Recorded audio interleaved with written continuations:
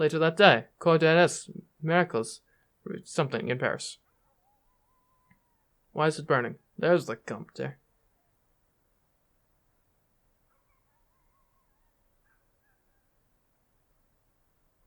Oh, I'm there too. Hello, hello.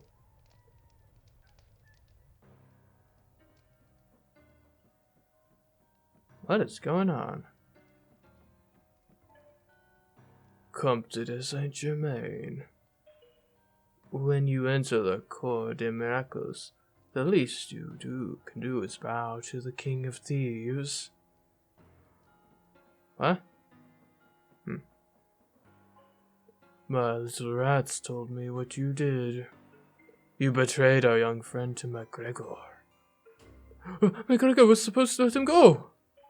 You don't believe that, especially with the small fortune MacGregor paid you. No, I loved you, Eugene. Listen, I want to be done with this. I got you what you wanted.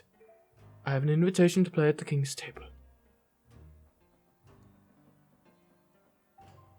A reverence approaches. What? Eugene, you made it,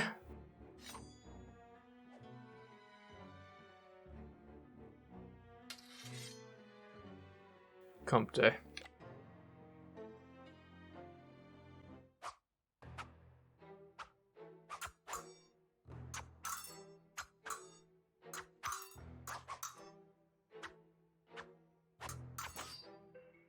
My dear boy, wait! You must cut my throat and at least grant me one last wish. Allow me to teach you my best, my greatest strategy. For I cannot in good faith allow you to continue without it. Fine. But bless you, lad. You won't forget this. Sharing my victory in a game is nothing new to you. And I'm sure that aiding me is the last thing you wish to do right now. But if you put your anger aside, you will learn a strategy so discreet, even I would be deceived by it. Remember palm glimpse? This is a progression of that technique. Simply peek at the top and bottom of the deck before stealing the high card you find. Have a go now. I see. How do I... Oh. So if you hold it up, it steals. Then sneak the high card back after the opponent has cut the deck.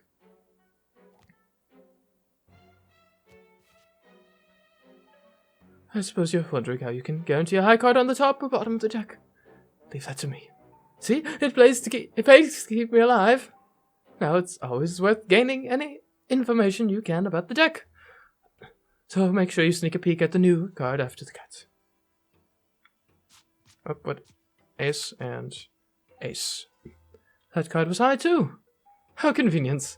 You did well, tackling that last trick, lad. You've ensured that there's a high card at one end of the deck. And with a bit of luck, there's a second high card at the other end too. So how can you get them to me? You could deal me the top one with the second deal technique.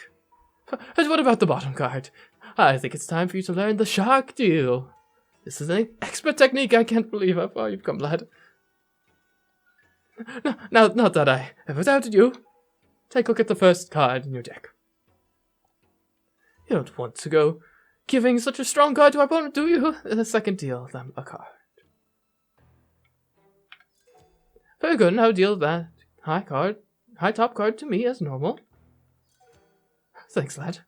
Now deal a card to yourself and our opponent. Time for my next card. Quickly slide me that high card from the bottom of the deck. Act casual and nobody will notice anything. Fantastic, you now have another way to manipulate how the cards will fall as you deal. And there we have it! A strategy so simple a child could do it. Now, here's a question, Comte. You say I need you alive for this technique, however... Could I not just steal the cards to myself? And parents would be none the wiser. Time to pull it all together without my help. Oop.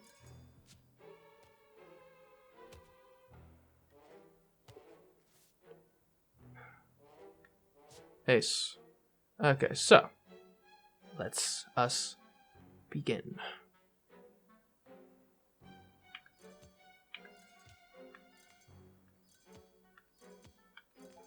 Something went wrong here. Remember, I want you to make sure to deal me as many high cards as you can. Fun picking. Have another go. Fine, I thought I was being clever. Good, I'll arrange the deck again.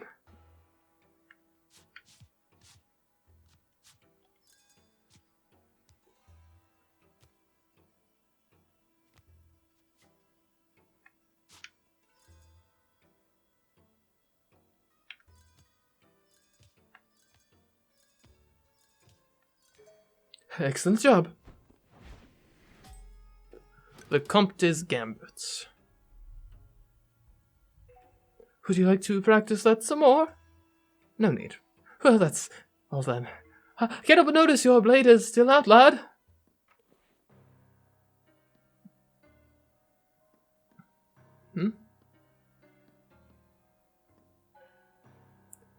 Is that really your greatest strategy? I didn't interrupt because I thought I might learn something new. But that was anticlimactic, to say the least. Don't kill him, my friend. He can still be useful. Who are you? For you, I was a Nero Fiones. Reno? For you, I was also the Baroness de Beauregard. My little mouse? You're a fool with women, dear Comte.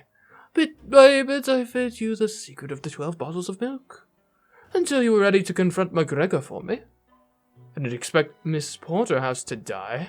Eugene was never supposed to accompany you. I'm sincerely sorry, my friend. It was not a game for you, it was a game for sharks like the Comte. I imagine you're feeling a little overwhelmed. Do you have any questions? Who is the Comte? Me, I'm someone who was lied to. He tricked me. More than that, I groomed you, Comte. I engineered your fortune and disgrace from Versailles. Anything else? For you, my real name is Adanas. 20 years ago, I was betrayed by McGregor. I had to disappear. Anything else? Who am I? You really thought you could become the heir to the throne, didn't you? Well, you don't know the whole story, lad. It all started the night Sophie died by my hand. MacGregor and I were employed by the nobility to keep an eye on the king. Our task was to drug Sophie and send her away to a convent. The king and Sophie married in secret the year before, and she was about to give birth to a child. Many couldn't accept the idea of a mysterious heir from out of the ether. But the baby was stillborn. What? Here's what happened that night. The baby is dead? What will the king say? Shush now. You are married to him before God. Nothing can happen to you. You will throw me in the gutter. It's not one life for another. Now drink this tea, my child, and go to sleep. You're exhausted.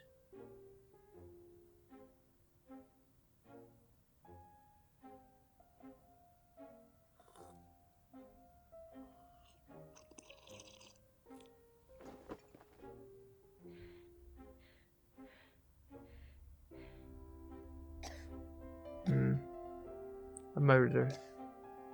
Assassination. Enter. It's done. Is she asleep? She drank it all. Hurry, the king is coming. This is unexpected.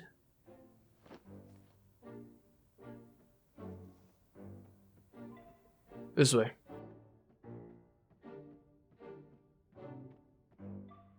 Make way for the king!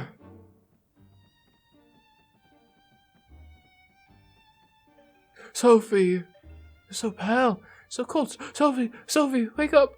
She's not breathing. What?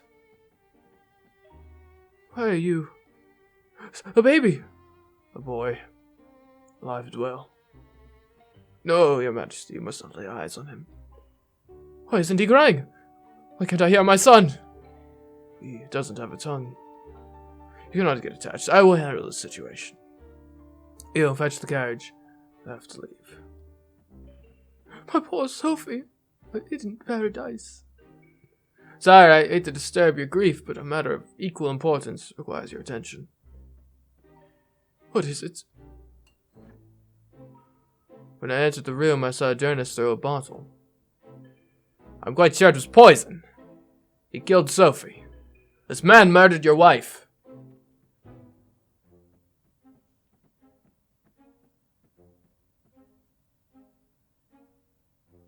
Huh.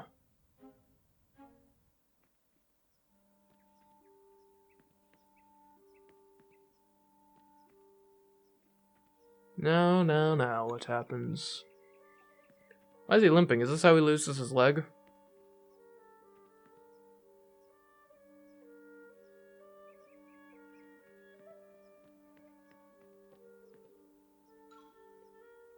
Master Jonas, what happens?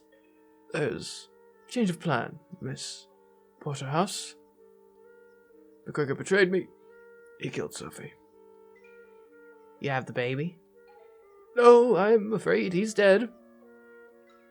Poor thing. I was looking forward to taking care of him.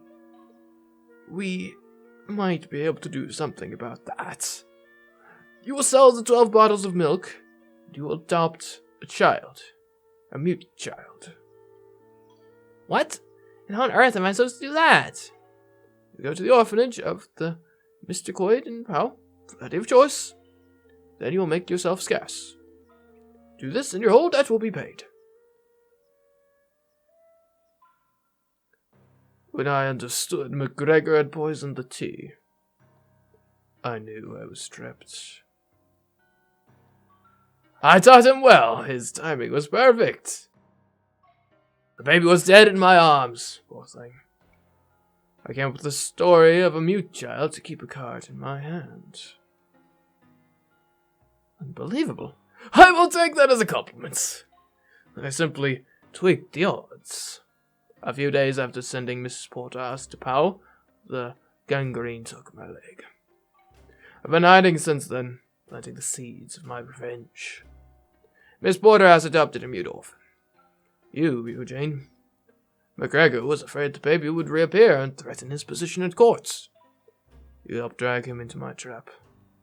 Just like the victims of your card tricks. And now? Tomorrow we will go to Versailles and finish this. Are you in, Comte? We need your wits and your invite to the king's table. We will get rid of McGregor, but afterwards we will part ways. I wouldn't have it any other way. I'm in. Eugene, I've studied your progress. You're quicker than the Comte. I'll need you at the table. Are you in? Is it a choice? If you don't do it for me, do it for Sophie Diabri. Do it for her. Mother. Julie. Sophie drinking that poison tea is a nightmare I relive every night. But at least we can do something about McGregor. In Versailles, we will play a special game. You will not cheat to win. You will cheat to suggest feelings and emotions. You see, by applying sufficient pressure on certain ideas and images, I will create a rift between the king and McGregor. First, I will mention your targets. Then I will hint at the nature of the cards I need you to steal and distribute. What? It will all become clear in time.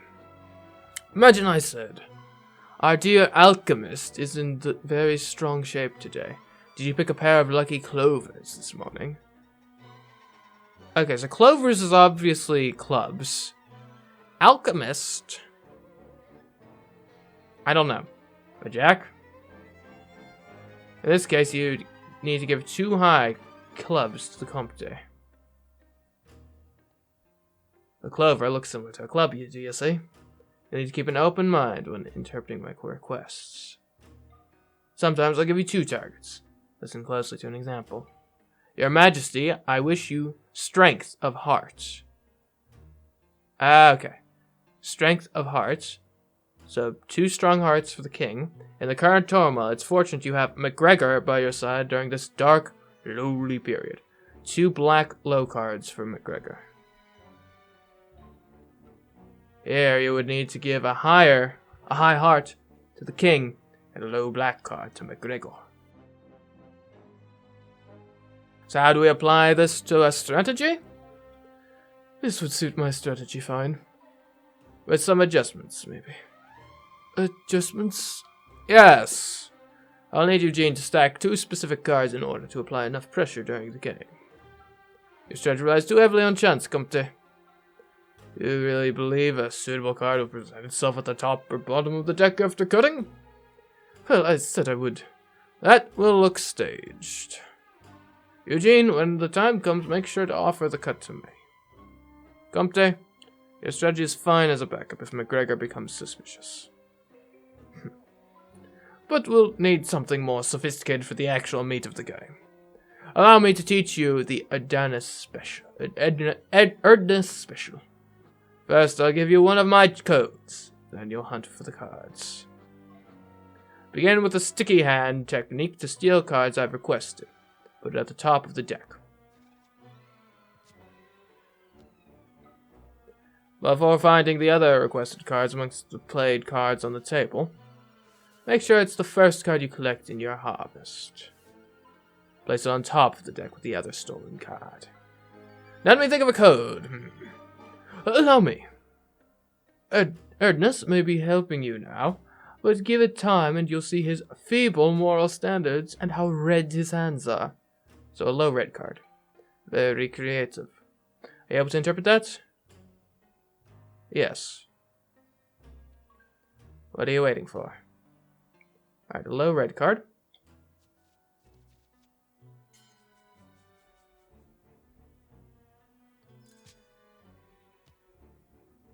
Okay, we want a low red card.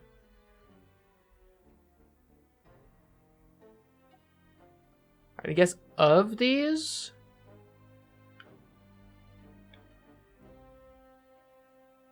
the 8 is going to be the lowest we can manage.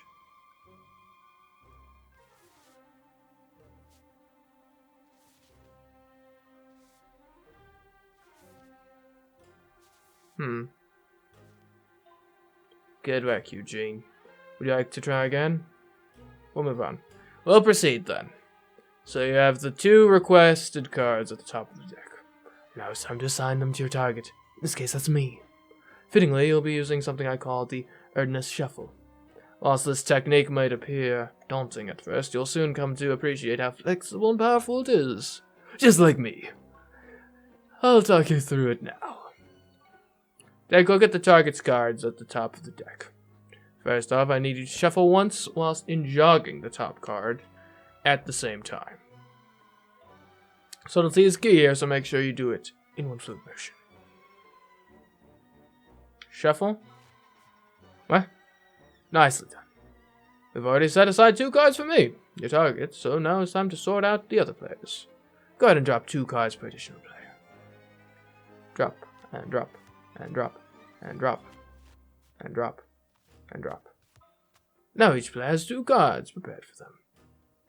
To secure the selection, outjog the next card. Outjog? Did the Comte not teach you anything? Excuse me, I taught him what he needed to know.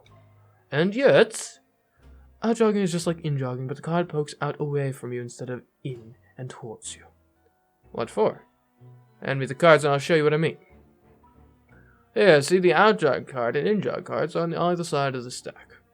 Your thumb can easily create a gap beneath the in-jog cards when you're squaring the deck. And you'll naturally grab everything up to the outjog card too, which creates a break below it.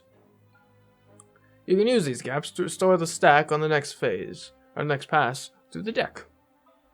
I trust you understood that, Eugene? Yes. Good, let's try the Erdness Shuffle again. You know how this part goes. Shuffle down, in-jog in one motion. Now drop a pair of cards for each player besides myself. 1, 2, 3, 4, 5, 6. Now for that outjog we talked about, to sandwich the stack. Outjog. Good. The prepared cards will be easy to find thanks to those markers on either side. Go ahead and shuffle down the rest of the deck like the honest man you are, then square as I showed you. With the deck squared, you need to drop all the cards up to the first gap. That way you can get back to dealing with the stack you're preparing. Go on, drop the cards up to the gap all at once. Now my 2 cards at the bottom of the stack, but they need to be distributed amongst the opponent's cards. To distribute the planned cards on the stack, you'll need to drop 1 individual card for everyone other than your targets. So 1, 2, 3. The next card should be 1 for me. But the ones you prepared are on either side of the next brick. Drop everything up to the brick. That should be my card with a card for each opponent above. Great, now there are 2 cards prepared for each of my opponents, but there's only 1 for me currently. Drop that next card to make sure both cards I requested end up in the same hand. Tired yet? Only a couple more steps left, I promise. Now you just need to offset the stack so that the requested cards are dealt to me. So we drop as many cards as our opponents seated before me in the deal. Have a try. 1, 2, 3. This is complicated. Look at that! Both cards are on track to end up in my hand. But in your celebrations, don't forget to secure your stack by in-jogging the next card. With the stack secured, all that's left is to drop the rest of the pack and cut the deck at the marker.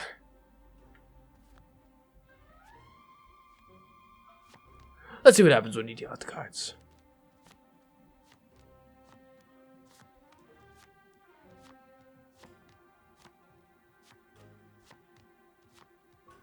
Good job, the 2 low red cards are dealt to me. I think you have this well understood. Shall we move on? Yeah. It's not over yet. I was getting to that. You'll finish by reversing the opponent's cut. Prove you can do that for me now.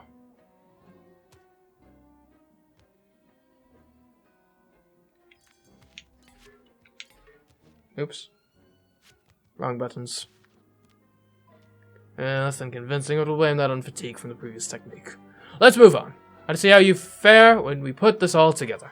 We're testing you on a lot, so keep the same clue from before, Comte. Ernest may be helping you for now, but give him its time and you'll see his feeble moral standards and how red his hands are. Okay, low red. This part is easy. Okay, this one will be perfect.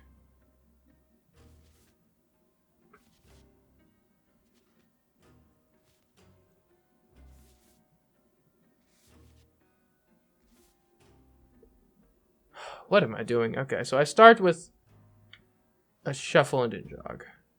Then I drop 6 cards because there's 3 other players. 1, 2, 3, 4, 5, 6, and then I out-jog a card. And then I shuffle. Okay, that part's easy. Now what? Shuffle again. And I gotta drop cards, yeah?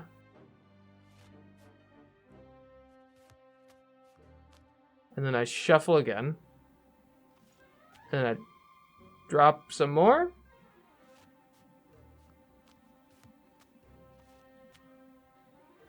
And then I in-jog. And then I shuffle.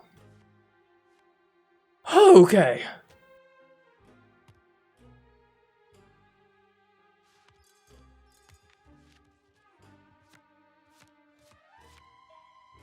I must say I'm impressed. I'm not. The lad's talented. Always has been. The Erdness stack. You know what? I'll do one more. I will do one more practice. Very well, you know what to do. Same clue as before. Let's get a 2. That's real low. Boom. Okay, ooh, a 2. That's real low.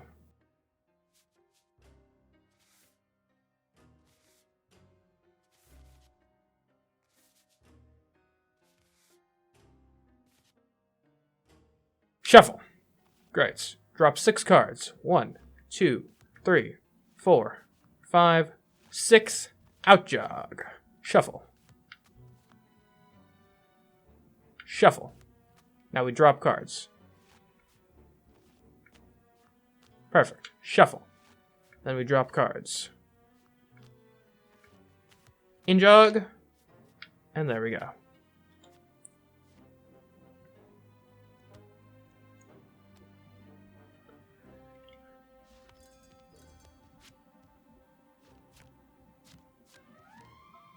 Well done, Eugene. My hand is just as expected.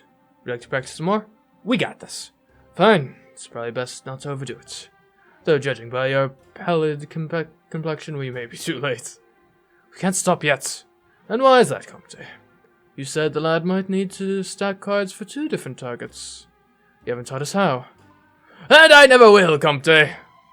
Eugene is a natural, always improvising to get the 2 of you out of trouble. Have faith in him. Very well. I trust you, lad. We're gonna practice this one, though. Let's say I want 2 targets. So I shuffle. Great. Then from here... Well, if my 2 targets are...